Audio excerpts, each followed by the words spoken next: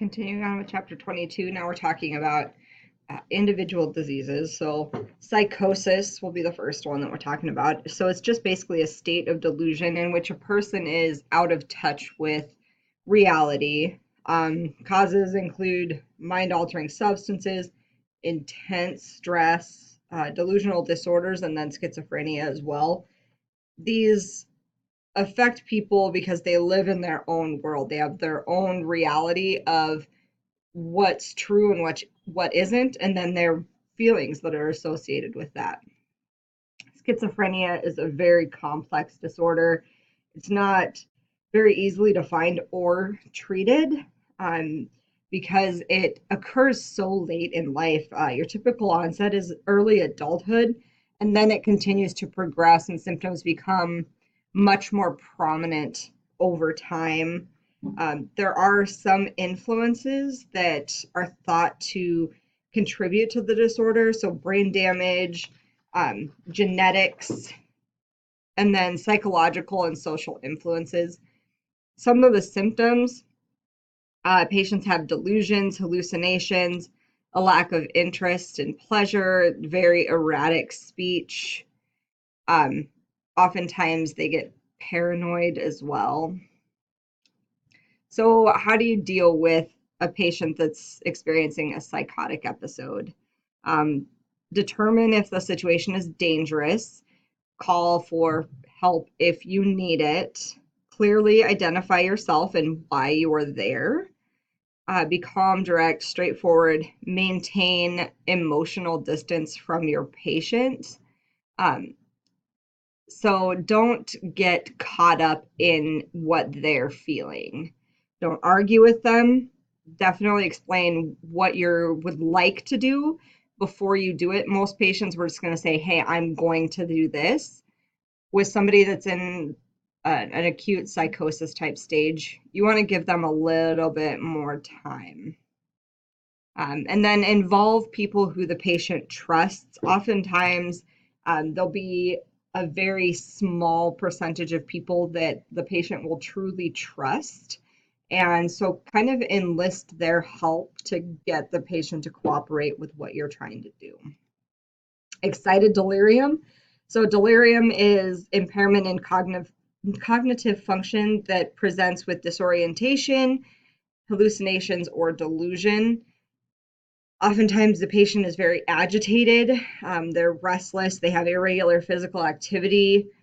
Although patients that experience delirium are not generally dangerous, if they exhibit any sort of agitated behavior, excuse me, they could strike out just very irrationally without realizing what it is that they're doing. So make sure that you consider your personal safety first and foremost. Symptoms, they're very hyperactive, very irrational. They have very vivid hallucinations. Their blood pressure is up, their heart rate is up. They tend to sweat a lot, and their their body temperature tends to rise significantly sometimes. They have dilated pupils. If you think you can safely approach the patient, try and be calm, supportive, and very empathetic. Be a very active listener. Make sure that they know that you are, in fact, listening to what they say by nodding. Try not to interrupt, even though they might be speaking very quickly, very irrationally. Let them say their piece. If you interrupt them a lot, I know I get annoyed, and I'm not ever been in an excited delirium type state, but I know I get very annoyed when people interrupt me. Now throw delirium on top of it, and the fact that their head is going so fast and they can't keep up with it. And now you go from excited delirium to somebody that's agitated, extremely agitated on top of excited delirium. Try and limit your physical contact as much as possible, and don't leave the patient unattended. Try not to move quickly around the patient, give them their bubble. Don't encroach upon that until you talk to them and tell them what you are wanting to do. use very careful interviewing techniques to assess the patient's functioning. You want to not necessarily ask them orientation questions straight out, but you want to try and judge their orientation, their memory, their concentration, and then their overall judgment by getting that indirectly. Pay particular attention to your patient's ability to communicate and then how they take care of themselves, their address, their appearance, personal hygiene, etc. That might give you some clues as to how well they are doing with whatever's causing them to be delirious. If they continue to be agitated, you may want to request ALS assistance, because on top of true physical restraints, we do have the ability to chemically restrain a patient. If the patient appears to have overdosed, try and figure out what they took. Whenever possible, when you're transporting a patient that has excited delirium, try not to use lights and sirens, because that tends to amp them up even more. With patients that are in excited delirium, if you have a hard time keeping them under control and their agitation just leads to being very poorly controlled, it gets to a huge level, they can actually go into sudden cardiac arrest. They can have what's called metabolic acidosis. Their pH of their blood actually drops, which can cause severe damage throughout the body.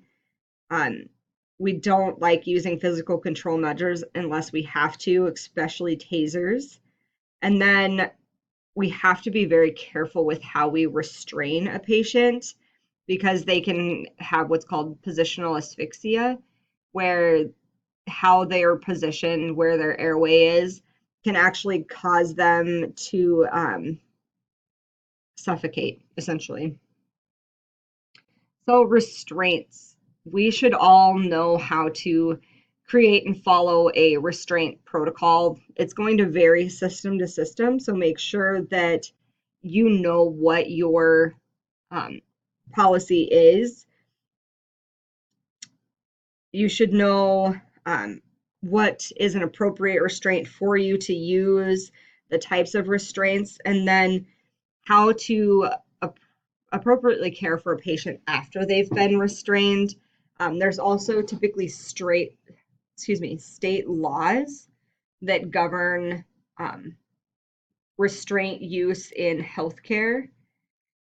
So just look at what's going to be best for that patient, and you want to try to use the least restrictive options possible.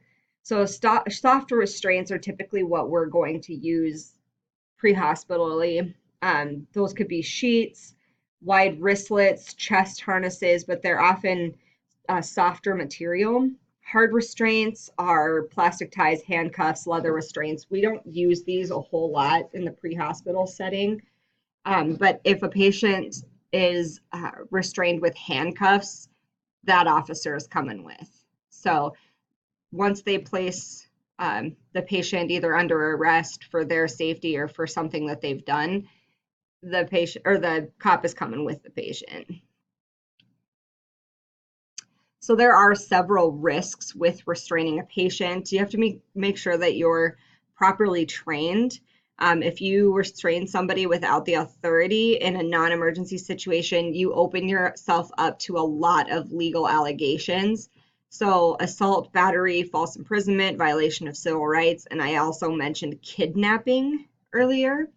So you don't want to play with this game. Just make sure that you are following your protocol to the T, and it shouldn't be an issue. You only want to use restraints when you're protecting the patient from injuring you, your partner, or themselves. And this is if they are an imminent threat, not just that they're frustrated, that they're angry, that they're threatening necessarily, but you actually have to feel the imminence of, yeah, they're probably going to do something. Oftentimes, we want to involve law enforcement to help us out. More people definitely makes it easier. So they can provide physical backup when you're trying to manage a patient. And then they also serve as a necessary witness and legal authority. So they can help substantiate why you actually restrain that patient. And then before you consider using physical restraint, try and use verbal de-escalation. Consider asking family to help out and be honest and straightforward, talk in a friendly tone, give them a heads up and an opportunity to calm themselves. So the process of restraining, once you've made the decision to restrain a patient, move quickly. Don't beat around the bush. Don't play with it. Ideally, you should have 5 people to carry out a restraint, 1 for each extremity and then 1 for the head. There should be a team leader who directs the process and comes up with the plan of action before you even start, and use the minimum force necessary. We don't need to hurt somebody in the process. We're not putting knees in backs, and there's just no need for it. The level of force will depend on several different factors. You want to make sure that the patient is not going to injure themselves or others. You need to think about how big that person is and their mental status. Do you think they're going to just become erratic with fighting back? And a lot of people will, even if they're rational, but you won't be able to talk them down. And then any sort of abnormal behavior that they're exhibiting gives you an indicator that this could go very wrong very quickly. Talk to the patient throughout the process. Don't just go after it and start shouting at them. Talk to them, let them know. If possible, you want a provider of the same gender to attend the patient, especially if they have to utilize the bathroom while you're transporting. It's nicer to have somebody of the same gender helping them out with that. It helps maintain dignity and respect.